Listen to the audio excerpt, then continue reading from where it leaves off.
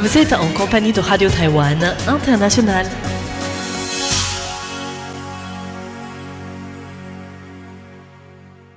Bonjour à tous et bienvenue à l'écoute de RTI, c'est Mei Guang à l'antenne. Pour notre programme de ce mercredi 1er avril, dans un premier temps, le journal d'information présenté aujourd'hui par Floriane Dai.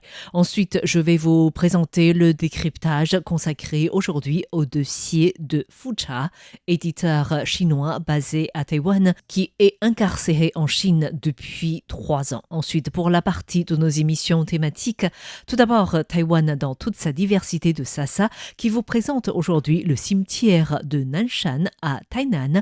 Il s'agit d'un trésor menacé. Ensuite, pour les auditeurs qui nous écoutent également en ligne, l'émission L'heure des musées sur le grand thème de rythme saisonnier. Aujourd'hui, c'est la fraîcheur estivale. Une excellente écoute à tous en compagnie de RTI. Tout de suite, le journal d'information avec Floriane Dai. Et voici les principaux titres. Feu vert pour l'usine de TSMC à Kumamoto pour fabriquer des puces de 3 nanomètres. Taiwan Travelogue, finaliste du International Booker Prize, une première pour la littérature taïwanaise. Budget général bloqué depuis 216 jours, le président appelle à un déblocage rapide. Feu vert pour l'usine de TSMC à Kumamoto pour fabriquer des puces de 3 nanomètres. Hier, le ministère taïwanais de l'économie a approuvé 8 demandes d'investissement importantes, y compris la demande faite par TSMC de modifier le plan d'investissement de JASM, Japan Advanced Semiconductor Manufacturing. L'usine numéro 2 de Kumamoto produira des puces de 3 nanomètres à un rythme de 15 000 plaquettes de 12 pouces par mois. Les contrôles de sécurité et l'installation devraient être réalisés en 2028 pour un début de production des wafers la même année. Le montant de l'investissement reste le même, un total de 5,26 milliards de dollars américains.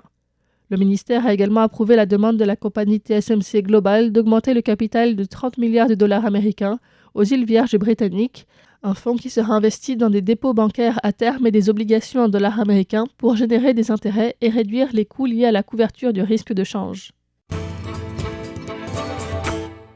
Taiwan Travelogue, finaliste du International Booker Prize, une première pour la littérature taïwanaise. Le président Lai Ching-te a salué le 31 mars l'entrée du roman Taiwan Travelogue en finale du International Booker Prize, une première historique pour Taïwan. Jusque-là, seul le roman The Stolen Bicycle, ou Le voleur de bicyclette de Wu Ming-yi, traduit par Daryl Stirk, avait été nominé sur la liste longue. La remise des prix est prévue le 19 mai. L'autrice Yang Shuangzi et la traductrice Ling Qing ont été félicitées pour Taiwan Travelogue, qui figure parmi les 6 finalistes sélectionnés à l'échelle mondiale. Lai Ching-te a souligné que cette nomination illustre la reconnaissance et l'ambition internationale de la littérature taïwanaise. Déjà récompensé par le National Book Awards aux États-Unis, le roman poursuit sa percée à l'étranger. Retraçant l'histoire et les paysages de Taïwan sous la colonisation japonaise à travers la rencontre de 2 femmes, les droits ont été vendus dans 15 pays. Les éditions en japonais, anglais et coréen sont disponibles, tandis que d'autres traductions sont prévues, notamment en Finlande, en Thaïlande, en Allemagne et en Ukraine. Budget général bloqué depuis 216 jours, le président appelle à un déblocage rapide. Le président de la République, Lai Ching-te, également chef du Parti démocrate progressiste, a dénoncé le 1er avril le blocage du budget général pour l'année 2026 depuis plus de 7 mois par le Kuomintang et le Parti populaire de Taïwan, majoritaire au Parlement. Selon la porte-parole du parti, Han Ying, le projet soumis par le gouvernement fin août reste bloqué dans la commission qui définit l'agenda parlementaire sous l'effet de l'opposition. Depuis sa présentation par le gouvernement jusqu'à aujourd'hui, cela fait 216 jours, soit plus de 7 mois. Et le budget n'a toujours pas été adopté. C'est une situation sans précédent dans l'histoire constitutionnelle et cela affecte gravement l'ensemble du développement du pays.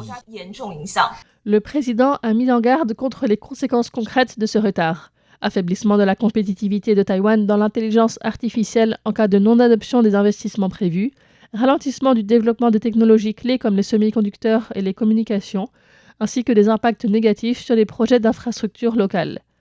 Il a également souligné que l'absence de budget complique la mobilisation de fonds d'urgence en cas de catastrophe. Les sénateurs américains terminent leur visite à Taïwan.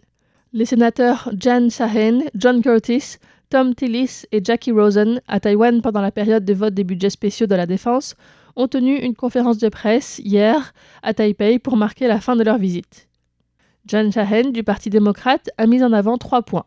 L'importance croissante des relations américano-taïwanaises pour la stabilité régionale et l'économie mondiale, la nécessité pour Taïwan de renforcer sa défense de manière audacieuse, avec un budget soutenu par tous les partis, incluant non seulement des achats d'armes américaines, mais aussi le développement de capacités asymétriques locales, et enfin, la solidité du soutien bipartisan américain à Taïwan.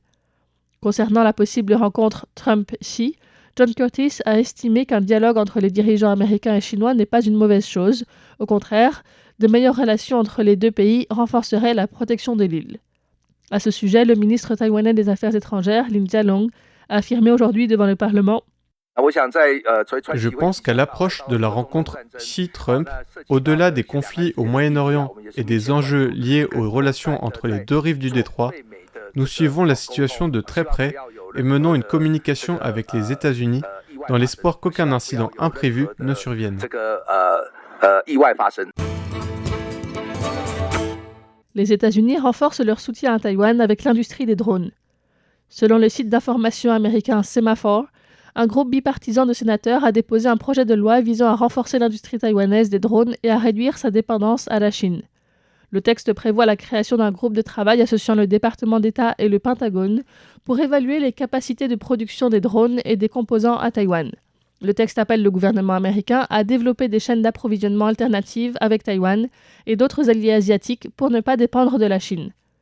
Le sénateur Jeff Merkley a souligné dans une déclaration que cette action vise non seulement à défendre les intérêts des États-Unis dans l'Indo-Pacifique et la stabilité régionale, mais aussi à garantir que Taïwan dispose des capacités nécessaires pour soutenir sa propre défense et sécurité nationale. 66% des diplômés du programme de la nouvelle politique vers le Sud restent travailler à Taïwan. Ces dernières années, le gouvernement a élargi le recrutement d'étudiants internationaux pour étudier et travailler à Taïwan. Le ministère de l'Éducation, Chung Ying-yao, s'est rendu aujourd'hui au Yuan législatif pour présenter un rapport sur ses activités.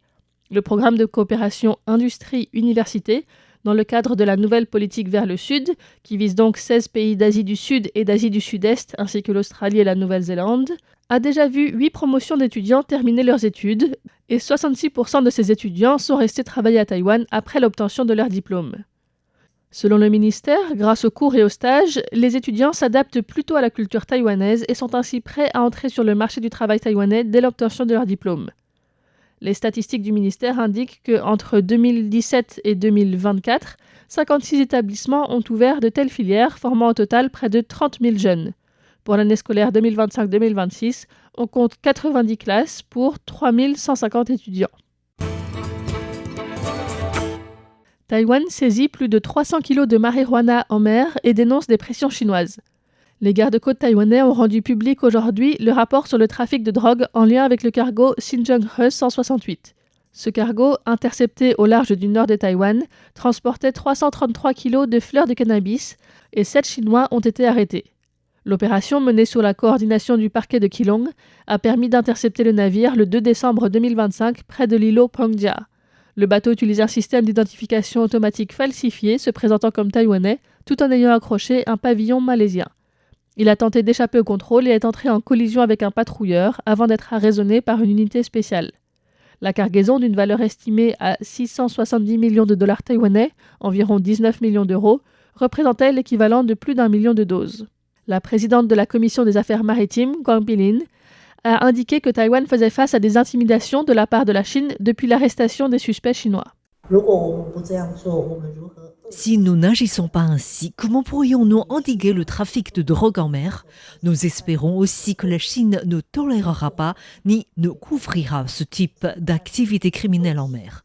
Nous souhaitons que la mer ne devienne pas un espace de criminalité. Les autorités ont réaffirmé leur volonté de coopérer avec les services judiciaires, policiers et douaniers pour remonter les filières et renforcer la sécurité maritime dans un contexte de menaces croissantes de zones grises.